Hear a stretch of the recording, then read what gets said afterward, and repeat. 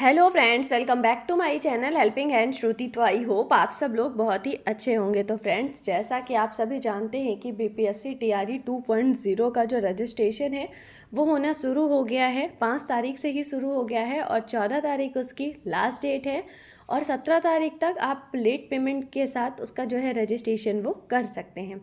तो अब बहुत से अभ्यर्थियों को ये प्रॉब्लम आ रही है कि मैम हमारा सब्जेक्ट कॉम्बिनेशन क्या होना चाहिए, क्या सब्जेक्ट कॉम्बिनेशन होगा तो हम किस सब्जेक्ट के टीचर बनेंगे। मेरे पास बहुत से ऐसे कमेंट आ रहे थे, तो मैंने सोचा क्यों ना मैं इसके ऊपर एक वीडियो ही बना दूं ताकि आप में से जिन भी अभ्यर्थियों को डाउट हो तो सभी के वो डाउट जो है वो क्लियर हो जाए। तो इस वीडियो में मैं आपको यही बताने वाली हूँ। तो और भी कुछ ज़रूरी इन्फॉर्मेशन मैं दूंगी आपको, तो प्लीज़ वीडियो को स्किप मत करिएगा, वीडियो को एंड तक ज़रूर देखिएगा। और अगर आप मेरे चैनल पर पहली बार आए हैं तो मेरे चैनल को सब्सक्राइब करके बेल आइकन पर क्लिक ज़रूर करिएगा ताकि मैं जो भी वीडियो अपलोड करूं उसका जो सबसे पहले नोटिफिकेशन है ना वो आप तक पहुंचे। तो देखिए, सबसे पहले तो अगर मैं बताना चाहूँ तो इसके लिए जो मेन इम्पॉर्टेंट है वो आपका क्या होना चाहिए, मध्य विद्यालय के अध्यापकों के लिए CTET का पेपर 2 पास होना चाहिए या फिर आपका BTET का पेपर 2 पास होना चाहिए। मतलब 6 to 8 के लिए अगर आप फॉर्म फिल करना चाहते हैं तो आपके पास शिक्षक पात्रता परीक्षा का या तो CTET पेपर 2 हो या फिर BTET पेपर 2 हो। आप अगर दोनों में से कोई एक आपका पास है तो फिर आप इसके लिए एलिजिबल हो जाते हैं।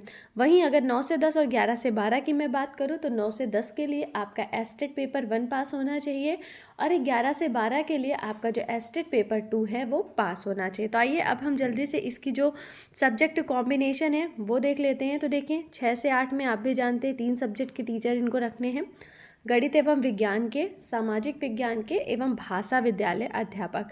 अब भाषा में आपका क्या आ जाएगा, हिंदी, इंग्लिश, उर्दू, बांग्ला, मैथिली, मगधी, ये सारी भाषाएं आ जाएंगी आपकी। तो आपका जो हो आप अपने हिसाब से देख लीजिएगा। और यहीं अगर मैं न्यूनतम शैक्षिक एवं प्रशैक्षिक योग्यता की बात करूं तो देखिए, पहला है आपका स्नातक विश्वविद्यालय अनुदान आयोग से मान्यता प्राप्त विश्वविद्यालय से प्राप्त डिग्री और प्रारंभिक शिक्षा में द्विवर्षीय डिप्लोमा। अब द्विवर्षीय डिप्लोमा मतलब जैसे DLED हो गया, BTC हो गया और उसके साथ आपका ग्रेजुएशन भी होना चाहिए। मतलब अगर आप ग्रेजुएशन के साथ में आपका 2 वर्ष का DLED है, BTC या फिर जिसके यहाँ उसे जिस नाम से जाना जाता है वो है और उसके साथ आप CTET का पेपर 2 पास हैं तो फिर आप इस 6 to 8 के लिए एलिजिबल हो जाते हैं। या फिर अगर आपके पास कम से कम 50% अंकों सहित स्नातक हो या स्नाकोत्तर और BEd हो, मतलब 50% अंकों के साथ आपका ग्रेजुएशन हो या पोस्ट ग्रेजुएशन हो या और उसके साथ आपका BEd हो तो आप एलिजिबल हो जाएंगे। या फिर न्यूनतम 45% अंकों के साथ स्नातक एवं शिक्षा शास्त्र में 1 वर्षीय स्नातक BEd जो इस वर्ष समय समय पर जारी किए गए राष्ट्रीय अध्यापक शिक्षक पात्रता मानदंड। तो देखिए, या तो आपके पास 45% के साथ स्नातक एवं शिक्षा शास्त्र में 1 वर्ष का जो BEd होता है वो भी है और तो भी आप एलिजिबल हो जाएंगे। वहीं अगर मैं बात करूं न्यूनतम 50% अंकों के साथ उच्चतर माध्यमिक और इसके समकक्ष, तो देखिए 50% आपका वो हो और इसके बाद अगर आपने 4 वर्षीय प्रारंभिक शिक्षा में BLED किया है तो भी आप इसके लिए एलिजिबल हो जाएंगे। लेकिन देखिए, सब में एक चीज़ कॉमन है कि आपका ग्रेजुएशन तो होना ही चाहिए, बस उसके परसेंटेज यहाँ पे अलग अलग हैं। बट 50% अगर आपका ग्रेजुएशन है, उसके बाद अगर आपने 4 वर्षीय BA किया हुआ है, BSc एड किया हुआ है या BEd किया हुआ है तो भी आप इसके लिए एलिजिबल हो जाएंगे। वहीं देखिए, अगर मैं बात करूं, अगर आपने न्यूनतम 50% अंकों के साथ 1 वर्षीय विशेष शिक्षा में BEd किया है तो भी आप एलिजिबल हैं इसके लिए। और न्यूनतम 50% अंकों के साथ व उसके समकक्ष ग्रेड के साथ स्नाकोत्तर और 3 वर्षीय एकीकृत BEd या MEd किया है तो भी आप लोग इसके लिए एलिजिबल है। तो देखिए फ्रेंड्स, ये एलिजिबिलिटी क्राइटेरिया था कि आप लोग मतलब इसके हिसाब से अपना देख सकते हैं कि आपका क्या है, आप 6 to 8 के लिए एलिजिबल है या फिर नहीं है।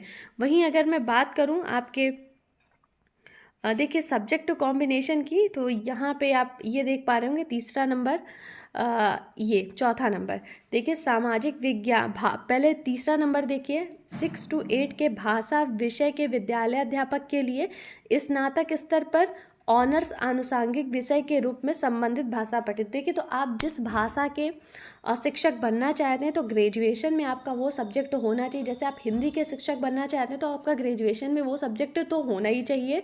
वैसे ही अगर आप इंग्लिश के हैं तो आपका इंग्लिश, मतलब आप जिस भी भाषा के शिक्षक बनना चाहते हैं ना तो उसमें आपने अपना ग्रेजुएशन किया हो। वहीं अगर मैं 6 to 8 की बात करूँ सामाजिक विज्ञान के शिक्षक बनने के लिए, तो देखिए आपका ग्रेजुएशन पर इतिहास, भूगोल, राजनीति शास्त्र, दर्शन शास्त्र, अर्थशास्त्र, वाणिज्य, मनोविज्ञान, समाजशास्त्र, गृह विज्ञान में से कोई 2 विषय आपने ग्रेजुएशन में पढ़े हो। तो देखिए, अगर आप सोशल स्टडीज़ के टीचर बनना चाहते हैं तो ये जो सारे सब्जेक्ट आपके लिखे हुए हैं ना, इनमें से कोई 2 सब्जेक्ट आपका पढ़ा होना चाहिए ग्रेजुएशन में, तब आप अप्लाई कर सकते हैं सामाजिक विज्ञान के शिक्षक के लिए। वहीं अगर मैं बात करूं कि अगर आप मैथ एवं साइंस के विषय के शिक्षक बनना चाहते हैं तो देखिए, मैथ एवं साइंस के विषय के लिए स्नातक स्तर पर आपका मैथ होना चाहिए, भौतिकी होनी चाहिए, रसायन होना चाहिए, जीव विज्ञान में से कोई 2 सब्जेक्ट आपके पढ़े होने चाहिए। तो देखिए, अगर आपने मैथ से किया है तो ऑब्वियस सी बात है कि आपका ग्रेजुएशन में, अगर हम मैथ से करते हैं तो हमारा PCM होता है, फिजिक्स केमिस्ट्री और मैथ, और अगर हम बायोलॉजी से करते हैं तो जूलॉजी, बॉटनी और हमारा केमिस्ट्री होता है उसके साथ में। तो आप इसमें देख लीजिए कि आपने मैथ से किया है या फिर आपने बायोलॉजी से किया हुआ है, तो उस हिसाब से आप अपना यहाँ पे सब्जेक्ट कॉम्बिनेशन देख सकते हैं। लेकिन ये ध्यान रखिएगा कि लास्ट ईयर आपने उन सारे सब्जेक्ट में, लास्ट ईयर में आपका, क्योंकि देखिए ग्रेजुएशन जो होता है ना उसमें लास्ट ईयर में आपको अपना एक सब्जेक्ट जो है वो छोड़ना होता है। तो आप लोग उसमें देख लीजिएगा कि आप लोगों ने कौन सा सब्जेक्ट छोड़ा था और लास्ट ईयर आपका जो इसमें सब्जेक्ट कॉम्बिनेशन है वो बन पाता है कि नहीं बन पाता है। तो फ्रेंड्स, 6 to 8 के लिए ये था सब्जेक्ट कॉम्बिनेशन के ऊपर वीडियो, जिसमें कि बच्चों को काफ़ी ज़्यादा परेशानी हो रही थी, बहुत से कमेंट आ रहे थे मेरे पास में। तो मैंने सोचा क्यों ना मैं इसके ऊपर एक वीडियो बना दूं, ताकि आप लोगों के जितने भी डाउट हैं सब्जेक्ट कॉम्बिनेशन को लेकर के वो सारे ख़त्म हो जाए। तो फ्रेंड्स, ये था आज का वीडियो। अगर ये वीडियो को देखने के बाद से भी आपके कोई डाउट रह जाते हैं तो आप मुझे या तो कमेंट बॉक्स में कमेंट करके पूछ सकते हैं या फिर मुझे इंस्टा पे मैसेज करके भी आप मुझे पूछ सकते हैं। और अगर आपको मेरा वीडियो अच्छा लगा है, हेल्पफुल लगा है, तो प्लीज़ एक लाइक ज़रूर करिएगा और इसे अपने दोस्तों के साथ में शेयर भी करिएगा। और अगर मेरे चैनल पर पहली बार आए तो मेरे चैनल को सब्सक्राइब करके बेल आइकन पर क्लिक ज़रूर करिएगा, ताकि मैं जो भी वीडियो अपलोड करूँ उसका जो सबसे पहले नोटिफिकेशन है वो आप तक पहुँचे। तो थैंक्स ऑल फॉर वॉचिंग।